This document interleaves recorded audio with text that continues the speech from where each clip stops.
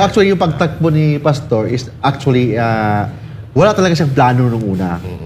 Ang gusto lang niyang tumulong, part of the solution ng Pilipinas. Okay. So, paano niya magawa yun? So, sabi ko sa kanya na may option naman siyang tumakbo. Ang pagtakbo sa niya is na hindi naman yung iba na politika talaga na may gustong because of politics. Ang sa kanya, purely for public service. Yes. That's why, ang sabi ko kanina, God-centered platform ang gusto ni Pastor Kibuloy. Priority is the protection of religious freedom. Yun talaga sabi niya. In fact, nag-usap kami ni Pastor 3 weeks ago. We are already discussing sa possibility na pagtagbo niya. 3 weeks ago.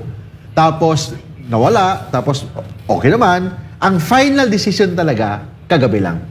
Kagabi, mga 6:30 or 7 p.m., doon pa lang siya nagsabi na i-prepare natin yung Certificate of Candidacy. Okay. So yun, nag-prepare tayo ng Certificate of Candidacy, nag-prepare din tayo ng SPA, Special Power of Attorney, and he's authorizing me to file sa kanyang COC. So kasama po natin doon si Boss Marlon Rosete and si Attorney K.